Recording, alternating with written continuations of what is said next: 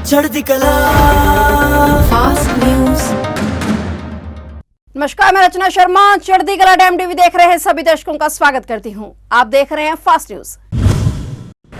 पंजाब विधानसभा के 2 दिवसीय विशेष सत्र के पहले दिन की कार्रवाई कल सुबह 11 बजे तक स्थगित कर दी गई है। सत्र के पहले दिन दिवंगत आत्मा को श्रद्धांजलि दी गई। सदन में सबसे पहले सरदार प्रकाश सिंह बादल को श्रद्धांजलि दी गई। इस दौरान आम आदमी पार्टी के विधायक गुरलाल सिंह ने भी संदीप नंगल आबमिया को श्रद्धांजलि देने की मांग की, जिसके बाद उन्हें श्रद्धांजलि दी गई। वहीं इस मौके पर सीएम भगवंत मान ने ओडिशा ट्रेन हादसे में जान गंवाने वाले 300 से ज्यादा लोगों को श्रद्धांजलि देने की मांग की। सदन में मौन धारण कर उन्हें श्रद्धांजलि दी गई। गौरतलब है कि कल विशेष सत्र के दौरान सरकार गुरुद्वारा संशोधन बिल लेकर आएगी।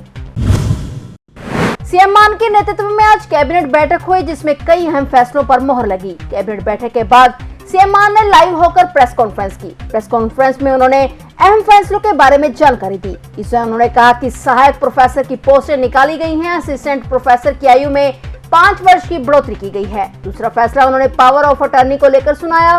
प्रेस कॉन्फ्रेंस के दौरान मुख्यमंत्री भगवंत मान ने गुरबानी प्रसारण को लेकर भी बड़ा बयान दिया। उन्होंने कहा कि गुरुद्वारा एक्ट 1925 में ब्रॉडकास्ट कोई शब्द नहीं है। उन्होंने कहा कि एसजीपीसी पर एक ही परिवार का कब्जा है। गुरु की शिक्षा का प्रचार प्रसार फ्री करना चाहिए।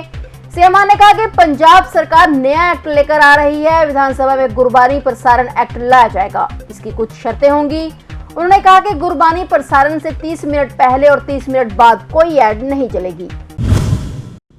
खालिस्तानी समर्थक और 10 लाख रुपए का इनामी हरदीप सिंह निज्जर की ब्रिटिश कोलंबिया प्रांत के सरे शहर में गोली मारकर हत्या कर दी गई। जानकारी के मुताबिक निज्जर की गुरुद्वारा के पास पार्किंग में गोली मारकर हत्या की गई है। खुफिया सूत्रों ने बताया कि जिस वक्त निज्जर की गोली मारकर हत्या हुई, उस वक्त उसके साथ 2 और लोग साथ में मौजूद थे। फिलहाल वहां जांच एजेंसियां हमलावरों की पहचान जुटाने में जुटी हुई हैं। खुफिया सूत्रों के मुताबिक निज्जर भारतीय जांच एजेंसियों के पिछले 1 साल से इसलिए और ज्यादा सिरदर्द बन गया था क्योंकि उसने लॉरेंस बिश्नोई गैंग के गुर्गों को विदेशों में लॉजिस्टिक और पैसा मुहैया करवाना शुरू कर दिया था। प्रधानमंत्री नरेंद्र मोदी की अमेरिका की राजकीय यात्रा से पहले प्रवासियों में जमकर जोश देखा जा रहा है। वाशिंगटन में भारतीय अमेरिकी प्रवासी समुदाय ने पीएम मोदी का गर्मजोशी से स्वागत करने के लिए एकता मार्च निकाला। भारतीय मूल के अमेरिकी लोग मोदी मोदी, वंदे मातरम और वंदे अमेरिका के नारे लगाते हुए नजर आए। इस मार्च में शामिल लोगों को हर हर मोदी गाने की धुन पर थिरकते भी देखा गया। प्रवासी भारतीयों ने पीएम मोदी की यात्रा से पहले पूरे अमेरिका के 20 प्रमुख शहरों में मार्च का आयोजन किया। गौरतलब है कि अमेरिका के राष्ट्रपति जो बाइडेन और फर्स्ट लेडी जिल बाइडेन के निमंत्रण पर पीएम मोदी 21 जून से 24 जून तक अमेरिका की यात्रा पर जाने वाले हैं। फिल्म आदिपुरुष में आपत्तिजनक शब्दों और देवी सीता के चित्रण को लेकर नेपाल की राजधानी काठमांडू में सभी हिंदी फिल्मों को दिखाने पर बैन लगा दिया गया है। काठमांडू के मेयर बालेंद्र शाह ने काठमांडू महानगरीय क्षेत्र में सभी हिंदी फिल्मों पर प्रतिबंध लगाए जाने संबंधी फैसले का बचाव करते हुए कहा कि आदिपुरुष फिल्म के एक संवाद को हटाए बिना प्रदर्शित करने से बहुत ज्यादा नुकसान होगा। इससे पहले काठमांडू के मेयर ने अपनी फेसबुक पोस्ट में कहा कि सोमवार 19 जून से काठमांडू महानगरीय क्षेत्र में सभी हिंदी फिल्मों के प्रदर्शन पर रोक लगा दी जा रही है, क्योंकि फिल्म आदिपुरुष के संवाद में आपत्तिजनक शब्द अभी तक नहीं हटाए गए। भीषण गर्मी के चलते बिजली की खपत में बढ़ोतरी दर्ज हो रही है। इससे लाइनों पर लोड पड़ रहा है और बिजली के फाल्ट बढ़ते जा रहे हैं। ऐसे हालातों में स्टाफ की शॉर्टेज विभाग के लिए बड़ी परेशानी खड़ी कर रही है। गर्मी के मौसम और धान की बुआई के मद्देनजर पावरकॉम द्वारा फील्ड स्टाफ की छुट्टियों पर रोक लगा दी गई है। पिछले कुछ दिनों से तेजी से बढ़ रही बिजली की डिमांड से पावरकॉम का सिस्टम अस्त व्यस्त हो गया है। ऐसे हालातों में सिस्टम को सुचारू ढंग से चलवाने के लिए विभागीय अधिकारियों को कड़ी मुशक्कत करनी पड़ रही है। गृह उपभोक्ताओं के स्तर पर बिजली की मांग बढ़ने से ट्रांसफार्मर बार बार ओवरलोड हो रहे हैं, जिससे फॉल्ट पड़ने के मामले ज्यादा हो रहे हैं। लोगों की शिकायतों के बीच पावरकॉम ने फील्ड स्टाफ की छुट्टियों पर रोक लगा दी है। इसके लिए धान के सीजन का हवाला दिया जा रहा है।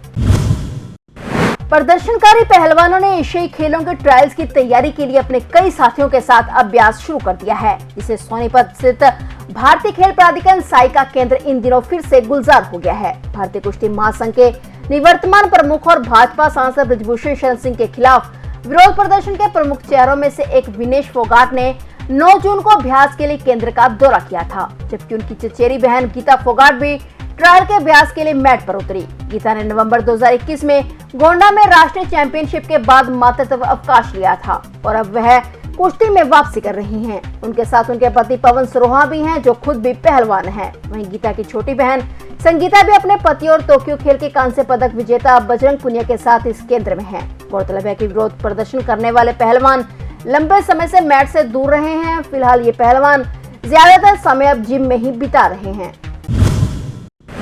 फिरोजपुर छावनी की ग्वालटोली के रहने वाले एक नौजवान विक्की की नहर में डूबने के कारण मौत हो गई। गोताखोरों ने कड़ी मेहनत के बाद नहर में से युवक का शव बरामद कर लिया। पुलिस ने बताया कि इस युवक के साथ उसके 4-5 दोस्त गांव हस्तीवाला नहर से मछली पकड़ने के लिए आए थे और उनमें से उनका एक दोस्त विक्की अचानक नहर में डूब गया। इसकी नहर में डूबने के कारण मौत हो गई। पुलिस द्वारा धारा 174 के तहत मामला दर्ज कर आगे की कार्रवाई की जा रही है।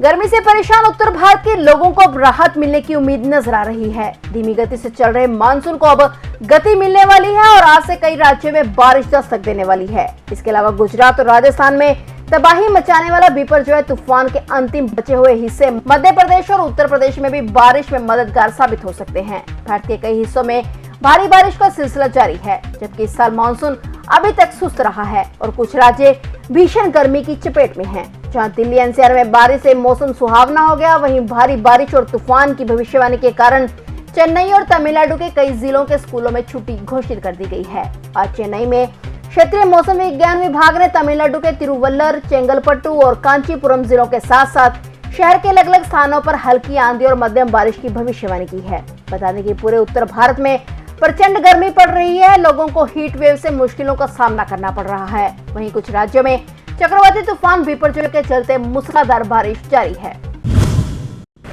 उत्तर प्रदेश से लेकर बिहार तक गर्मी कहर बरपा रही है। मानसून की बिहार में एंट्री भी हुई है, लेकिन हीट वेव ने जमकर कहर बरपा रखा है। बिहार और यूपी में हीट वेव से 100 से ज्यादा लोगों की मौत हो गई। बलिया जिले में भीषण गर्मी और लू के कहर के बीच पिछले 4 दिनों में 57 लोगों की मौत हो चुकी है। हालांकि बलिया के मुख्य स्वास्थ्य अधिकारी ने दावा किया है कि बलिया जिले में हीट स्ट्रोक से अब तक सिर्फ 2 लोगों की मौत हुई है। उन्होंने कहा कि जिला अस्पताल में दर्ज विवरण के अनुसार 40% लोगों की बुखार और 60% लोगों की अन्य रोगों से मौत हुई है। सिंह ने संवाददाताओं से बातचीत में हीट स्ट्रोक से करीबी 25 रोगियों की मौत की जानकारी दी थी। हालांकि वे बाद में अपने ही दिए गए बयान से पलट गए थे।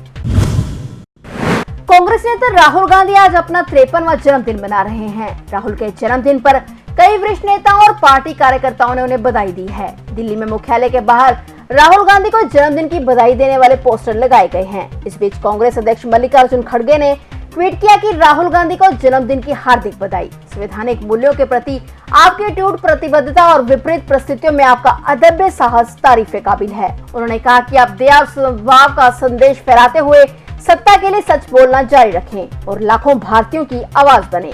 आज कांग्रेस नेता राहुल गांधी के जन्मदिन के मौके पर सभी कांग्रेसी नेताओं ने उन्हें बधाई दी है। फिलहाल फास्ट न्यूज में इतना ही और नए समाचारों के साथ फिर से हाजिर होंगे। तब तक के लिए देखते रहिए चढ़ती कला टाइम टीवी। चढ़ती कला फास्ट न्यूज।